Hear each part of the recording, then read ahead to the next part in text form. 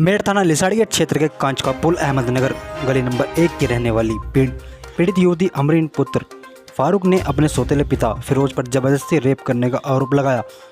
पीड़ित अमरीन का कहना है कि मेरी मां ने मेरे पिता को छोड़कर फिरोज से शादी की थी और तभी से मैं अपनी मां के साथ वह अपने सौतेले पिता फिरोज के साथ रह रही थी और मेरी मां ने लॉकडाउन के दौरान मैंने अपनी शादी लव मैरिज की थी जो मेरी मां और सौतेले बाप फिरोज को पसंद नहीं थी।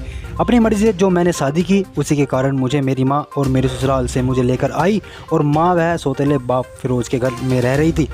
मेरी मां जिसका नाम समीना है वह मेरे सौतेले बाप के कहने में रहती है और जो फिरोज कहता है वही करती है।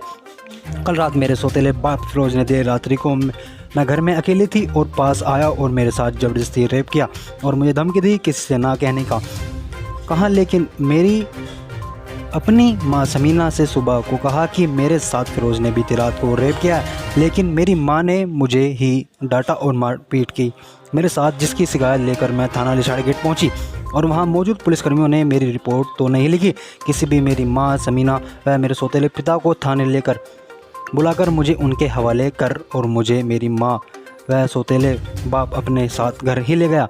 घर से ले जाकर फिर से मेरे सौतेले बाप फिरोज ने आज रात 1 बजे दोबारा रेप किया। मेरी मां मुझे गलत काम में डालना चाहती है जो मैं करना नहीं चाहती। उसी की शिकायत लेकर मैं एसएसपी महोदय से गुहार लगाने आई हूँ।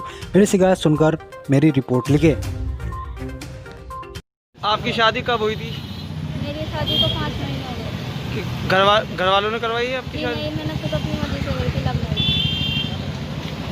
ये मेरी मम्मी इस बात को मानती नहीं शादी को।